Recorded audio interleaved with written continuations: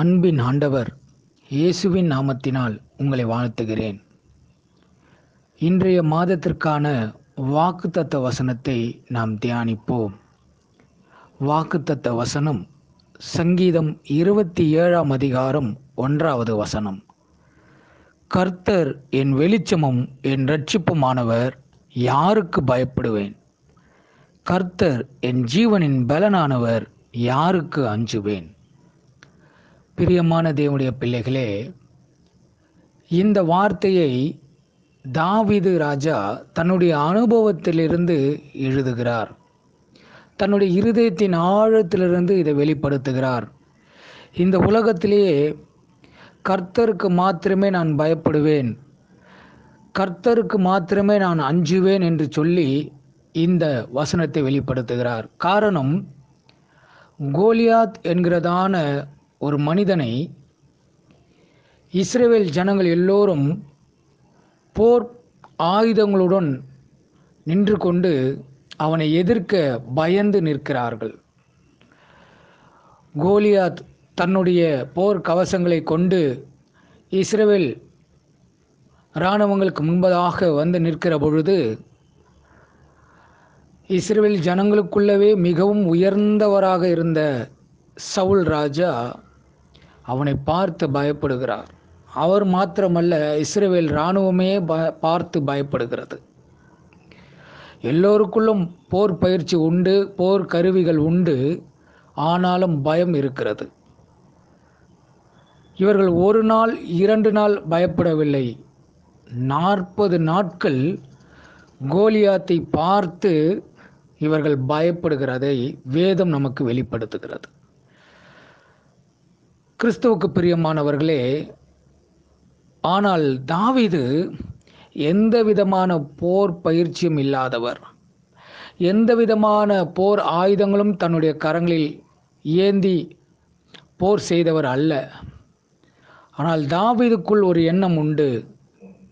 இஸ்ரவேலிலே இருக்கிற தேவனானவர் பெரியவர், இவன் எம்மாத்திரம் என்று சொல்லி கோலியாத்துக்கு முன்பதாக நின்று யுத்தம் செய்து அவனை மேற்கொள்ளுகிறான். காரணம், தாவீதை பொறுத்தவரை மனிதருக்கு பயப்படுகிற பயம் அல்ல, கர்த்தருக்கே பயப்பட வேண்டும் என்பதை அறிந்திருந்தார். கர்த்தருக்கு மாத்திரமே அஞ்ச வேண்டும் என்பதை அறிந்திருந்தார். ஆகவே தான் இதை வெளிப்படுத்துகிறார். கர்த்தர் எனக்கு வெளிச்சமும் இரட்சிப்புமாய் இருக்கிறார், நான் யாருக்கு பயப்படுவேன்? கோலியாத்துக்கு நான் பயப்பட மாட்டேன், அவனை கண்டு நான் அஞ்ச மாட்டேன் என்று சொல்லி அவனை எதிர்த்து நின்று யுத்த களத்திலே வெற்றியை காண்கிறார். பிரியமான தேவனுடைய பிள்ளைகளே, இந்த வார்த்தையை கேட்டுக்கொண்டிருக்கிற என் அன்பு சகோதரனே, சகோதரியே, உங்களுடைய வாழ்க்கையிலே ஒரு பெரிய பிரச்சனைகள் இருக்கலாம், மலை போன்ற பிரச்சனைகள் இருக்கலாம், கடன் தொல்லைகள் இருக்கலாம், வியாதியின் படுக்கையில் இருக்கலாம், அல்லது ஏதோ ஒன்று வேலையில்லாத பிரச்சனை, திருமணத்திற்காக காத்து கொண்டிருக்கிற காரியங்கள், வீடு கட்டி கொண்டிருக்கிற போது அதை முடிக்க முடியாமல் தவித்து கொண்டிருக்கிற தவிப்புகள் எதுவாக வேண்டுமானாலும் இருக்கலாம். உங்களுக்கு எப்பேற்பட்ட பிரச்சனைகள் வேண்டுமானாலும் இருக்கலாம். அதை பார்த்து பயந்து விடாதீர்கள், ஒருபோதும் அதை பார்த்து நடுங்கி விடாதீர்கள், அஞ்சு விடாதீர்கள். இவைகளெல்லாம் ஒன்றும் இல்லை. ஏனென்றால் இவைகளை பார்க்கிலும் உங்களுக்குள் இருக்கிறவர் பெரியவர். இஸ்ரவேல் இராணுவமே பார்த்து நடுங்கி நின்றது. ஆனால் எந்த இராணுவ பயிற்சியும் இல்லாத தாவீது மேற்கொள்கிறார். காரணம், தாவீதோடு தேவன் இருந்தார், தாவீதோடு சர்வ வல்லமை உள்ளவர் இருந்தார். ஆகவே அவரால் வெற்றி கொள்ள முடிந்தது. அதே போன்று நமக்குள்ளும், இந்த உலகத்தில் இருக்கிறவர்களை பார்க்கிலும் நமக்குள் இருக்கிறவர் பெரியவர். அவர் சர்வ வல்லமை உள்ள தேவனாய் இருக்கிறார். அவரால் செய்ய முடியாத காரியம் ஒன்றும் இல்லை, ஒன்றும் இல்லை. ஆண்டவர் சொல்லுகிறார், மலை போன்ற பிரச்சனைகள் இருந்தால், கடுகளவு உங்களுக்கு விசுவாசம் இருக்குமானால் அவைகளை மேற்கொள்ள முடியும் என்று சொல்லுகிறார். பிரியமானவர்களே, இந்த வசனத்தை நீங்கள் பிடித்து கொண்டு ஜெபித்து பாருங்கள். உங்களுக்கு எப்பேற்பட்ட பிரச்சனை ஆனாலும் இந்த மாதம் முடிவதற்குள் அந்த பிரச்சனைகள் உங்களை விட்டு அகன்று ஓடிவிடும். நிச்சயமாகவே வேதம் சொல்கிறது, எல்லாவற்றிற்கும் ஒரு முடிவு உண்டு, உன் நம்பிக்கை வீண் போகாது என்று சொல்கிறது. கிறிஸ்துவுக்கு பிரியமானவர்களே, பாரத்தோடு இருக்கிறவர்களே, கண்ணீரோடு இருக்கிறவர்களே, இந்த வசனம் நிச்சயமாக உங்களை தேற்றுகிறது. உங்களுக்கான வார்த்தை இது. கர்த்தரே உங்களுக்கு வெளிச்சமும் இரட்சிப்புமானவர், கர்த்தரே உங்களுக்கு ஜீவனானவர், கர்த்தரே உங்களுக்கு பலனானவர். நீங்கள் யாருக்கும் பயப்படவும் யாருக்கும் அஞ்சவும் தேவையில்லை. ஒரு எல்லா காரியத்தையும் கர்த்தர் நிச்சயமாக வெற்றியாக மாற்றிக் கொடுப்பார். நிச்சயமாகவே வெற்றியாக மாற்றிக் கொடுப்பார். இந்த மாதத்தில் ஒரு புதிய அற்புதத்தை நீங்கள் காண்பீர்கள். இந்த வசனத்தை வைத்துக்கொண்டு நீங்கள் ஜெபித்து பாருங்கள். உங்கள் வாழ்க்கையில் நிச்சயமாகவே ஒரு அற்புதம் நடக்கும் என்று நான் விசுவாசிக்கிறேன். நான் நம்புகிறேன். உங்களுடைய வாழ்க்கையில் நிச்சயமாகவே ஒரு அதிசயம் நடக்கும்.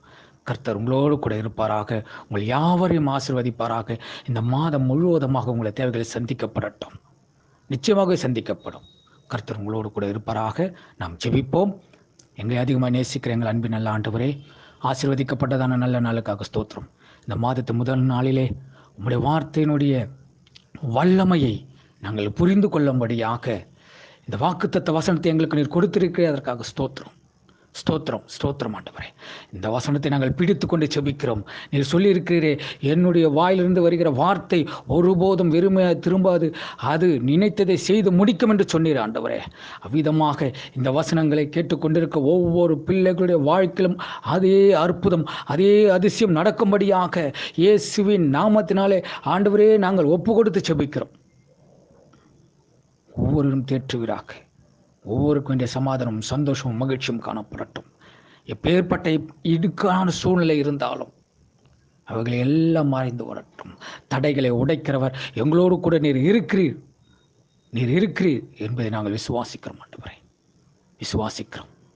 இந்த வாக்குத்தத்தத்தை கேட்டுக்கொண்டிருக்கிற ஒவ்வொரு பிள்ளைகளுடைய வாழ்க்கையிலும் இந்த மாதத்திலே ஒரு அற்புதத்தை அவர்கள் காண்கிற வண்ணமாக இருக்கும்படியாகவும், அவர்கள் உமக்காய் சாட்சி சொல்லுகிறவர்களாக மாறும்படியாக இயேசுவின் நாமத்தில் நாங்கள் வாழ்த்தி உம்முடைய வல்லமையை கொண்டு நாங்கள் ஒப்பு கொடுத்து ஜெபிக்கிறோம் ஆண்டவரே, ஒப்பு கொடுத்து ஜெபிக்கிறோம்.